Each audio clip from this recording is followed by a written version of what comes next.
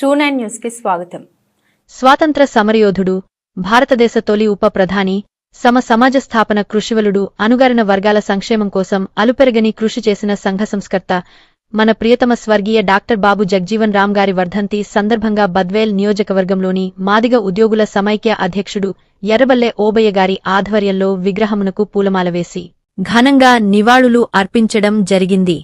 ఈ కార్యక్రమంలో డాక్టర్ హనుమంత వెంకట సుబ్బయ్య, ఇస్కల జయచంద్రబాబు, జాల గురయ్య, అనకర్ల ఆనందరావు, చాట్ల జగన్మోహన్, నాగపోగు రాజారావు, సోమరెడ్డిపల్లి జయచంద్ర, ప్రజాసంఘాల మరియు దళిత సంఘాల నాయకులు ఓడెస్వి ప్రసాద్, ముండ్లపాటి పిచ్చయ్య, బత్తలకురి కేశవయ్య, గొడుగునూరు రాజేంద్ర ప్రసాద్, గంజికుంట పుల్లయ్య, ఎంఆర్పీఎస్ అధ్యక్షులు నాగపో ప్రసాద్, అనకర్ల రత్నమయ్య, బొజ్జా రవి, ముండ్లపాటి ప్రసాద్, నాగపోగు ప్రసాద్ తదితరులు ఈ కార్యక్రమంలో పాల్గొని ఘనంగా నివాళులర్పించడం జరిగింది.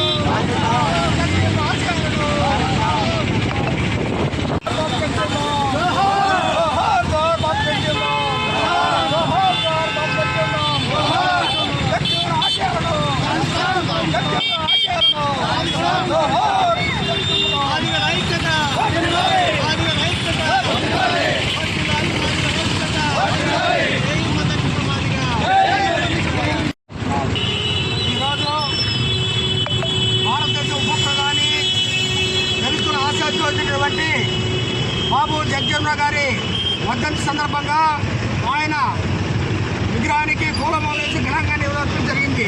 ఎందుకంటే ఈరోజు భారతదేశంలో అట్టడి వర్గాల వారికి, పేద బడుగు వర్గాల వారికి ఎన్నో అభివృద్ధి కార్యక్రమాల్లో ఎన్నో రాయితీలు ఇచ్చిన మహానుభావుడు ఆయన బాబు జగ్జీవన్ రామ్. ఆయన వర్ధంతి సందర్భంగా ఆయన విగ్రహానికి మేము ఘనంగా నివాళులర్పించడం జరిగింది. ముఖ్యంగా ఎందుకంటే ఈరోజు బాబు జగ్జీవన్ రామ్, అంబేద్కర్ గారు రెండు దళితులకు రెండు కళ్ళలు అంటున్నారు. అందులో ముఖ్యుడు బాబు జగ్జీవన్ రామ్.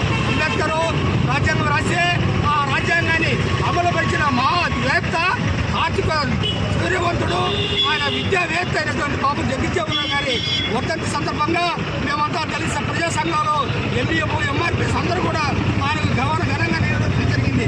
కాబట్టి సోదరులారా, ఎందుకంటే వర్ధంతి కార్యక్రమం అయితేనేమి, జయంతి కార్యక్రమం అయినటువంటి మహనీయులను మనం అప్పుడప్పుడు స్మరించుకోవాలి. ఎందుకంటే బడుగు బలహీన వర్గాలకు ఎన్నో కార్యక్రమాలు చేసిన మహనీయులను మనం స్మరించుకొని ఆయన అడుగుజాలలో నడవాలని చెప్పేసి ఆయన చెప్పిన సూత్రాలను మనం తప్పగా పాటించాలని చెప్పేసి మీ అందరికీ మనస్ఫూర్తిగా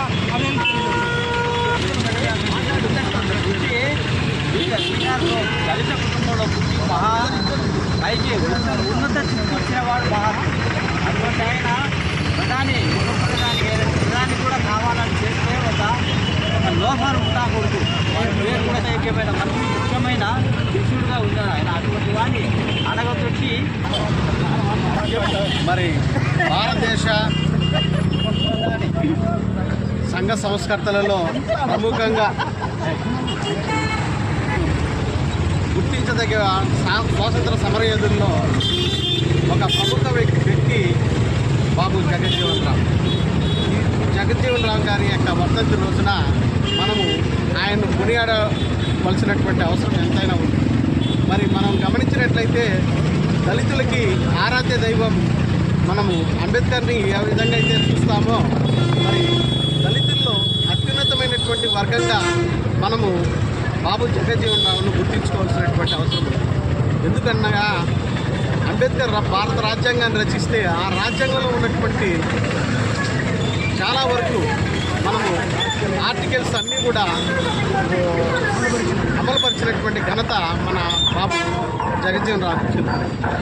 మరి ఈయన సంఘ సంస్కర్తే కాకుండా మరి సమాజ స్థాపనకు ఎంతో కృషి చేసినటువంటి కృషివలుడుగా మనం ఈరోజు గుర్తించదలుచుకున్నాం.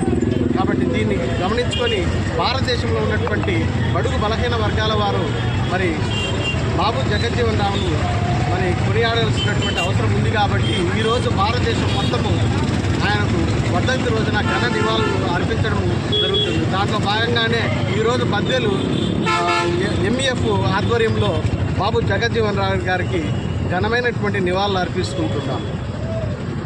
జగజ్జీవన్ రామ్ జోహార్, బాబు జగజ్జీవన్ రామ్ జోహార్, బాబు జగజ్జీవన్ రామ్ సాధిస్తాం సాధిస్తాం జగజ్జీవన్ రామ్ ఆశయాలను సాధిస్తాం సాధిస్తాం సాధిస్తాం సాధిస్తాం.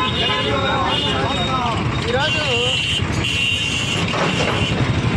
మాదిగ రిజర్వేషన్ పోరాట సమితి మరియు మాదిగ ఉద్యోగుల సమాఖ్య ఆధ్వర్యంలో మద్వేలు పట్టణం నందు బాబు జగజ్జీవన్ రామ్ వర్ధంతి వేడుకలను ఘనంగా నిర్వహించడం జరిగింది.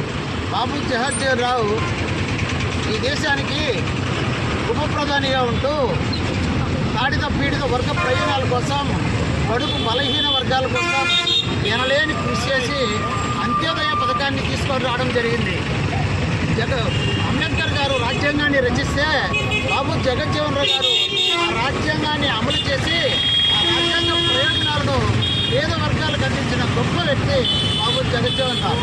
ఈరోజు బాబు జగజ్జీవన్ రావు మరణం సందర్భంగా మధ్యలో నుండి పట్టణ ప్రజలందరూ కూడా ఈ కార్యక్రమంలో పాల్గొని ఇంత దిగ్విజయం చేసినందుకు మాదిగ రిజర్వేషన్ పోరాట సమితి తరఫున, మాదిగ ఉద్యోగస్తుల సంఘం తరఫున అందరికీ ధన్యవాదాలు తెలియజేస్తూ ఆయన ఆశయాలకు మనం అందరం కట్టుబడి పేదల అభివృద్ధి కోసము, పేదల సంక్షేమం కోసము, అడుగు బలహీన వర్గాల కోసము పునరంకితం కావాలని సభాముఖంగా కోరుకుంటూ సెలవు తీసుకుంటాం.